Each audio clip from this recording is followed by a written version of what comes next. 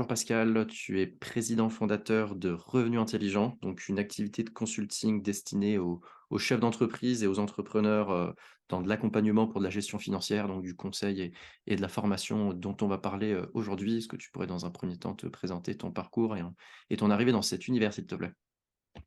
Bonjour Pierre, merci de me recevoir dans BlockX. Oui, donc je m'appelle Pascal Richard. Après mes études, j'ai travaillé un peu plus de 3 ans en contrôle de gestion pour une grande entreprise. Par la suite, je me suis dirigé vers l'audit financier pendant environ 4 années, durant lesquelles j'ai pu accompagner un peu plus de 500 chefs d'entreprise où j'ai pu conseiller sur la partie gestion financière. Il y a à peu près 2 ans, je me suis parallèlement à mon activité euh, euh, focalisé sur la finance décentralisée. Alors j'ai vu un enjeu et j'ai vu l'intérêt et le potentiel qu'il pourrait avoir sur justement mon domaine sur la partie gestion financière et plus particulièrement pour les chefs d'entreprise pour optimiser et améliorer ce qui se fait déjà aujourd'hui. Donc, je me suis formé sur la nouvelle technologie, le fonctionnement, les risques qu'il y avait. Et, euh, et du coup, j'ai essayé euh, de voir comment on aurait pu intégrer tout cela à une gestion euh, financière classique. Euh, Ça fait maintenant à peu près 6 mois que j'ai quitté mon ancienne activité pour pouvoir me mettre à temps plein sur Revenu Intelligent et proposer du coup mes conseils sur du consulting dans un premier temps. Euh, et voilà aujourd'hui où j'en suis. Très clair, super. Donc effectivement, chef d'entreprise, entrepreneur, excédent de trésorerie. Donc il y a 2 choses, hein, il y a un peu de la diversification, par rapport, enfin voilà, par rapport déjà au contexte, économique, financier global où, l'euro, le dollar, perd de la valeur. C'est très difficile d'échapper aussi à l'inflation, donc il y a aussi un besoin, une recherche de dynamisation, d'excédent de trésorerie, pardon, chez les entreprises. Est-ce que tu peux, alors alors je pense que déjà pour planter le contexte et à qui tu t'adresses, très clairement? Est-ce que ça va vraiment être, des entrepreneurs, par exemple, qui vont être seuls, des petites boîtes ou justement tu vas aller chercher plus des entreprises un peu plus importantes en termes de clientèle? Oui, très bonne question. À l'heure d'aujourd'hui, mes clients sont plus effectivement des PME ou après des petits entrepreneurs, on va dire, qui font déjà quand même un chiffre d'affaires assez important. On voit aussi aujourd'hui l'arrivée de beaucoup d'infopreneurs qui ont des belles marges avec de la trésorerie, etc. Donc, justement, ça peut être intéressant pour cette cible-là. On peut voir aujourd'hui cette activité de conseil comme la station de directeur financier, on va dire, sur mesure. Donc, effectivement, sur des grosses structures où il y a déjà des directeurs financiers en place, la valeur ajoutée serait la compétence Web3 technique, on va dire, sur l'utilisation des nouveaux outils pour implémenter et améliorer la gestion financière existante. Euh, voilà un petit peu comment je me positionne, sachant que je m'adapte aussi à la clientèle sur cet aspect consulting qui est pour moi est forcément personnalisé en fonction de chaque situation. Ouais, des spécificités, des besoins, de la taille du client, de ce qu'il veut, de ce qu'il souhaite, de son degré de maturité aussi par rapport à ces technos-là. Alors justement, globalement, je me fais passer pour un client lambda. Co Comment tu leur présentes un petit peu cet univers-là? Comment tu les fais rentrer, et éveiller leur intérêt par rapport à ça? Et surtout l'intérêt pour eux in fine, quoi? Dans un premier temps, ma cible, effectivement, je leur propose déjà d'améliorer leur gestion financière existante. Donc, c'est effectivement, dans un premier temps, des personnes qui n'ont pas les compétences en interne de directeur financier. Donc là, je vais leur apporter une expertise de par mon expérience sur la maîtrise, la gestion des risques financiers et comment, du coup, maîtriser et faire face au mieux pour leur activité. Et dans un second temps, les éduquer à aussi aux nouveaux outils.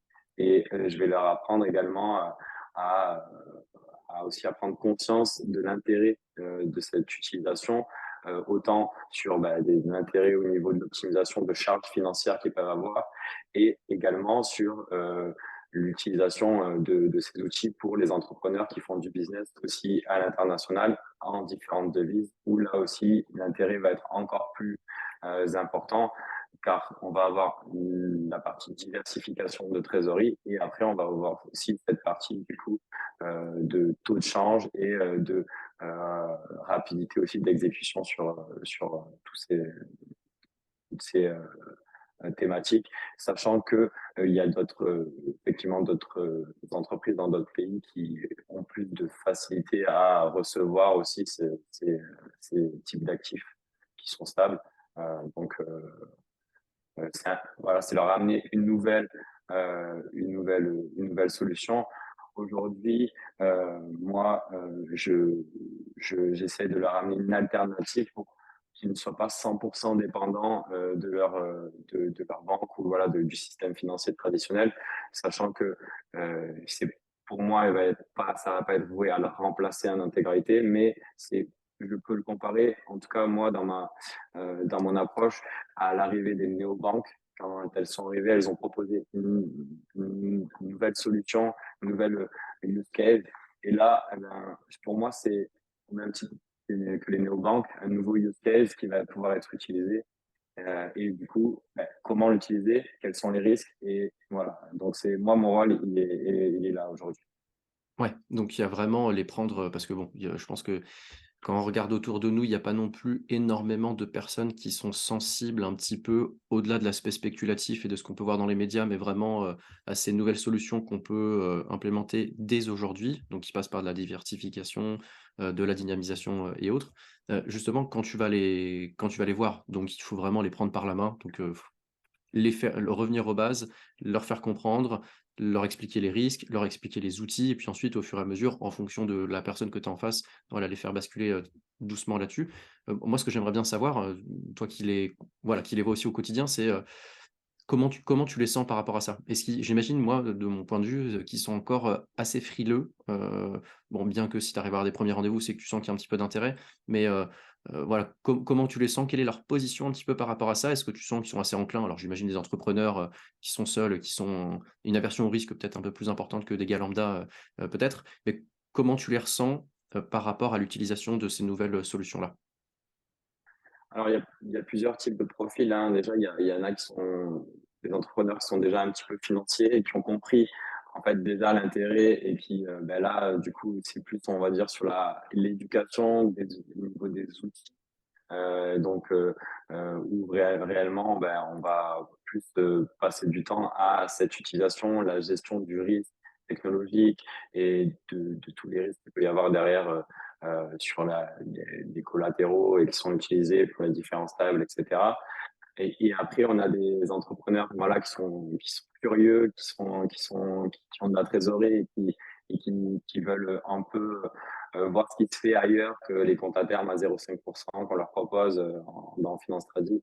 Et là, du coup, il y a quand même une partie d'éducation qu'il faut aussi resituer en amont et leur montrer après, effectivement, pas à pas, comment ça marche, comment ça fonctionne, et que voilà, il y a euh, une différence entre la finance traditionnelle et cette finance-là, mais c'est pas tout bon ou tout mauvais. Voilà, il y a les deux côtés, des avantages et des inconvénients. Et comme une approche globale de gestion du risque, pour moi, c'est la diversification autant en finance traditionnelle qu'en finance du coup décentralisée. Et là, on va pondérer en fonction de la version au risque des personnes et aussi du besoin en fonds de roulement. Et là, mon rôle, il est aussi là et de dire attention, il ne faut pas faire n'importe quoi. Oui, c'est bien, oui, il y a des utilisations, mais il y a aussi une maîtrise à avoir sur cette gestion par rapport au prévisionnel qu'on va avoir aussi, aux besoins en trésorerie, le besoin en fonds de roulement, etc. Donc là, c'est vraiment mon rôle de directeur financier qui intervient en sens attention. Par contre, oui, c'est beau, oui, ça va être l'avenir, en tout cas, c'est ce que je pense, et c'est déjà aujourd'hui. Mais pensez à la santé financière de votre structure et aux besoins qu'il va y avoir à court terme, au minimum. Yes. On est d'accord et je tiens à le clarifier avant la suite, tu n'es pas conseiller en investissement, financier. Tu n'as pas ce statut-là, alors justement, je fais un peu l'avocat du diable. Qu'est-ce qui Comment toi tu te positionnes par rapport aux CIF, aux CGP qui eux, voilà, ont reçu, alors pas tous, hein, et d'ailleurs en l'occurrence très peu sur ces sujets-là, mais qui ont, un peu la légitimité via en fait leur, formation certifiante et via un petit peu la compliance, et la responsabilité aussi qu'ils ont derrière. Pourquoi une entreprise par exemple irait voir, Revenu Intelligent VS un CIF ou un CGP plutôt classique qui est formé sur les cryptos? Alors tu vas me dire: «Bah, parce que personne, très peu sont formés». Alors, très bonne question, effectivement. Donc effectivement, je ne suis pas conseiller, financier, en investissement financier, pardon, et donc là, moi, où je me positionne et là où j'ai déjà eu des échanges, effectivement, c'est, plutôt en amont. C'est-à-dire que l'expertise que j'ai, acquérie, autant sur la partie, technique, la partie financière, bon, elle peut être déjà acquise par ces types de personnes, mais sur la partie technique, utilisation et maîtrise des risques technologiques, ça va être plus aussi un public qui peut potentiellement être intéressé par demain sur 2023. On va peut-être en parler par la suite. C'est un enjeu où je suis en train de finaliser une formation justement pour cette utilisation pour les chefs d'entreprise.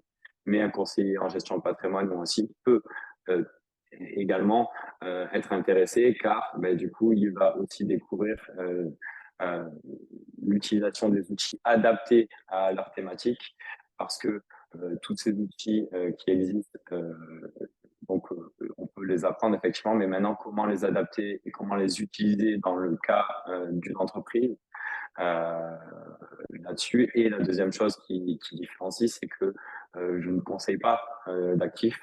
Moi, je suis plus effectivement sur la stratégie et la stratégie de gestion financière.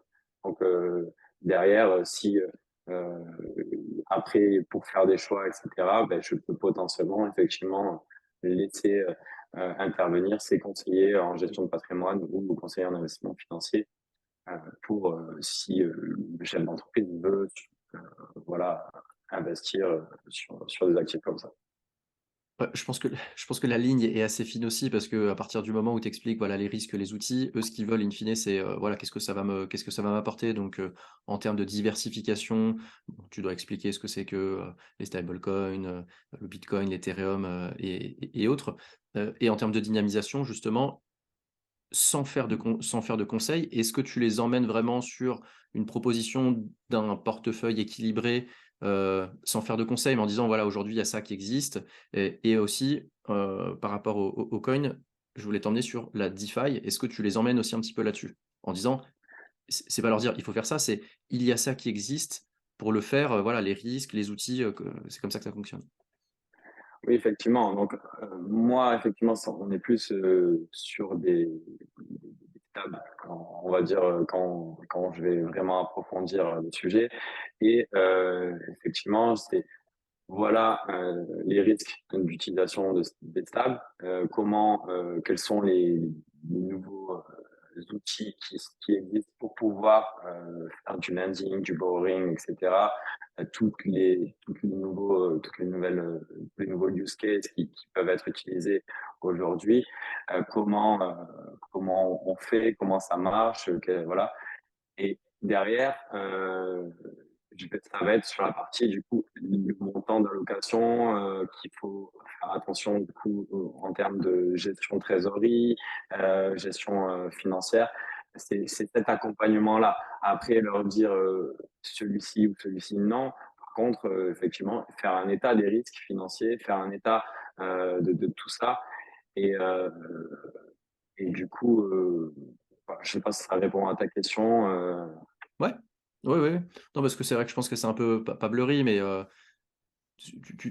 réussir à en parler, le mettre sur un plateau d'argent, pour leur dire: «Il y a ça qui existe, les risques, les outils et qu'est-ce qui est mis à dispo», sans leur dire, «Voilà, je vous ai expliqué, maintenant regardez, je tends un petit peu plus peur, regardez celui-là», parce que tu peux pas le faire et justement, moi, ce que je souhaiterais savoir, c'est, les retours, une fois que tu as fait un peu cette période d'acculturation, est-ce que les gens ils sont plus, voilà, moi ce qui m'intéresse c'est, voilà, faire un DCA de ma trésor sur du Bitcoin et de l'Ethereum ou, justement, on sent un attrait, tu ressens à travers tes clients un attrait sur de la DeFi en disant: «Voilà, moi aujourd'hui, je veux réussir au moins à atteindre le pourcentage de l'inflation pour pas perdre de pouvoir d'achat», comment tu ressens les clients après les premiers rendez-vous et l'acculturation sur ce qu'ils vont faire ensuite? En fait, on est plus effectivement sur, de la diversification, de trésorerie, donc on n'est pas sur de l'investissement sur Bitcoin, Ethereum, et cetera. C'est les mêmes outils qui sont utilisés pour le faire, donc s'ils veulent le faire après, c'est eux qui décideront de le faire sur la diversification des actifs. Par contre, on est sur, la diversification de trésorerie et du risque, en fait, des différents risques financiers, de laisser aussi, toute une trésorerie dans un seul et même compte bancaire, dans une seule et même banque. On est sur cette approche-là. Donc, derrière, et les différents outils. Donc là, après, effectivement, on est sur des retours où ben, on arrive à diversifier une partie de la trésorerie en reprenant la souveraineté quand on est sur des cold wallets. Alors là, on rentre un peu plus sur la partie technique. Mais et ensuite en faire faire travailler cette trésorerie comme on le souhaite, comme le chef d'entreprise le souhaite. Donc moi, je leur apprends à le faire, je leur apprends les risques et après, effectivement, je leur montre. Et après, chacun, aujourd'hui, il y a plus effectivement l'utilisation. On reste du coup, bon, moi, je reste encore sur des bases. Ça va être du coup sur le lending et le borrowing, voilà, sur le prêt et l'emprunt qui reste assez simple, pas trop complexe et plus on va dire sécuritaire dans le sens où on a des protocoles qui sont là depuis plusieurs années avec des volumes qui sont assez importants et au niveau risques technologiques aussi où on est sur des bons niveaux.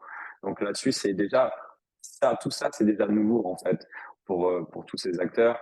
Déjà de dire, bah, j'ai plus besoin de demander à ma banque juste un compte à terme à 0,5%. Est-ce que je peux le faire moi-même?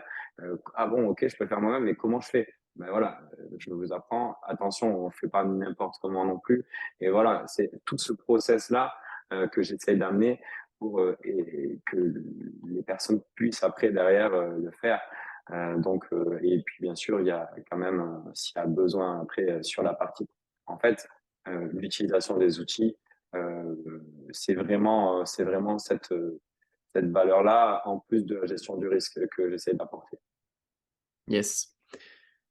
Ce qui serait intéressant de voir, c'est après cette période d'acculturation que tu fais, que je pense que tu expliques bien un petit peu tout ce nouveau, terrain de jeu, les risques qui sont associés, c'est, quel est le pourcentage, quelle est la proportion de ces entrepreneurs, de ces chefs d'entreprise qui font le pas et qui vont vraiment faire cette diversification au-delà de simplement se cultiver, s'intéresser par rapport à ce qui se fait? Est-ce que ce passage-là se fait facilement? Est-ce que tu sens qu'ils sont quand même assez réticents? C'est-à-dire, on voit un petit peu l'intérêt, on voit qu'il y a des choses, mais à la fois ça parce que je pense que ça dépasse aussi beaucoup de gens, hein, quand on n'est pas dedans vraiment au quotidien, ça peut parfois les dépasser de se dire, «Putain mettre, j'en sais rien, 5 de ma trésor là-dedans, c'est tentant». On voit que voilà, c'est installé depuis quand même plusieurs années, on voit que c'est efficient, mais il y a cette petite barrière psychologique qui fait que c'est difficile de passer le pas, quoi. Comment tu sens le truc? Mais effectivement, justement, et c'est pour ça que la maîtrise du risque, encore une fois, là, c'est très important. Et c'est pour ça qu'on commence, moi, aujourd'hui, quand je fais cette partie un peu d'éducation et d'accompagnement, il faut toujours, il n'y a jamais, on met jamais 100% de sa trésor ou même 50%. Il faut commencer déjà avec une petite somme qui est non significative pour comprendre le fonctionnement. Et c'est ça qui est important. Et justement là-dessus, moi j'essaie de vraiment être là en tant que personne qui va aussi alerter là-dessus et me dire attention, oui, mais il faut comprendre ce qu'on fait, donc allez-y avec ce que vous pouvez vous permettre de voir pour vous en tant que chef d'entreprise au niveau de votre trésorerie, que ce ne sera pas significatif.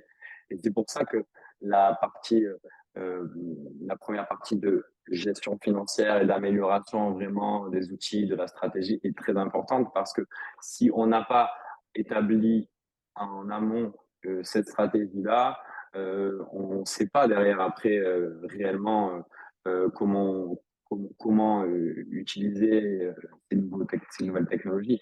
Donc aujourd'hui, mon rôle finalement, il est plus vraiment sur la partie stratégie de gestion financière, directeur financier, et avec, on va dire, cette spécialisation plus DeFi et sur ces nouveaux outils d'intégration. C'est pas, je suis pas sur justement, c'est différent du conseiller de gestion patrimoine qui va du coup être sur vraiment l'investissement, etc. Moi, je suis en amont du travail, il va être sur cette stratégie de gestion financière, les risques maîtrisés pour son entreprise, etc. S'il y a un travail derrière à optimiser. Et après, derrière, OK, moi, j'ai une compétence supplémentaire que les directeurs financiers, hein, la plupart en tout cas, n'ont pas encore à ce jour. Et là-dessus, je peux vous aider aussi à bénéficier des nouveaux outils qui existent et du coup, à participer au développement en fait, de cette nouvelle ère que j'appelle pour moi la nouvelle ère de la gestion financière. Ça va être demain plusieurs directeurs financiers, je pense, utiliseront en fait ces outils directement. Et eux, ils sont plus formés effectivement que certains chefs d'entreprise, mais il y a aussi des chefs d'entreprise de PME qui n'ont pas des directeurs financiers et principalement, c'est eux ma cible aujourd'hui pour leur faire comprendre aussi l'enjeu et effectivement, ça ne parlera pas à tout le monde. On est encore tôt. Donc, c'est pour ça que il faut y aller, comme on dit, à tâtons. Et aujourd'hui, je suis pas là pour dire que je fais du conseil en DeFi. Moi, je fais de la stratégie de gestion financière avec une spécialisation sur la DeFi que j'intègre à une stratégie qui existe déjà et qui fonctionne déjà sur la plupart des entreprises. OK, yes, très clair. On va arriver sur la fin de l'interview. Pascal, alors justement, tu parles on est quand même assez tôt un petit peu dans cette vague Web3 et puis de démocratisation, d'adoption globale. Ton métier fait aussi partie, enfin, est aussi intrinsèquement lié à cette adoption-là. Alors là, en l'occurrence, pour les chefs d'entreprise et les entrepreneurs. Du coup, j'imagine que tu regardes aussi un peu les vecteurs d'adoption. Alors, je ne parle pas particulier vraiment, parce que du coup, tu es très axé B2B. Par quoi, toi, tu penses que l'adoption des business, l'adoption du Web3, des solutions blockchain et autres, par quoi ça va passer? Quels sont les enjeux en fait? Je pense que quand on va, en fait, déjà la compréhension de la décorrélation entre la spéculation des marchés et ces nouvelles technologies, pour l'instant, elle n'est pas encore très comprise pour au niveau mainstream. Aujourd'hui, il y a la partie marché, la partie trading qui fonctionne et voilà, qui est un métier à part entière. Et on a la partie du coup tech et nouveaux use cases qui peuvent être utilisés pour le business de tout type traditionnel de trésorerie, de diversification d'actifs, etc. Et là, en fait, tant que on n'a pas encore compris l'intérêt pour son business et pour soi et au niveau du coup à grande échelle, pour moi c'est ça encore le frein. Et c'est pour ça qu'aujourd'hui j'essaie d'axer moi là-dessus parce que plus il y aura de personnes, de chefs d'entreprise qui vont découvrir l'intérêt de l'utiliser. On ne dit pas que c'est justement, on n'est pas sur de la spéculation, on n'est pas sur du recherche de rendement, on est sur une nouvelle approche comme quand j'expliquais avec les néobanques, on est sur un nouveau cas d'utilisation, une alternative finalement à ce qui existe. Et plus il y a des alternatives, plus finalement ça va être efficient pour tout le monde. Et là, ça va être, je pense que comme on parle en marketing, il y a le trafic organique, et bien en fait, du moment où ça va être organique et que petit à petit, l'intérêt va être compris de la plupart des utilisateurs, là, on va y arriver. Et, Bon, je pense que le marché fait aussi qu'il y a de plus en plus de personnes qui s'y intéressent quand le marché monte, mais c'est pas pour moi le, le meilleur indicateur, malgré que bah, ça aide justement à susciter l'intérêt. Mais il faut garder en tête pour moi la partie du coup de décorrélation entre les marchés financiers et les cas d'utilisation des nouvelles technologies. Yes, super, très clair, très bon mot de la fin. Je te remercie pour ton temps et ton partage, Pascal. Merci à toi, Pierre, avec plaisir.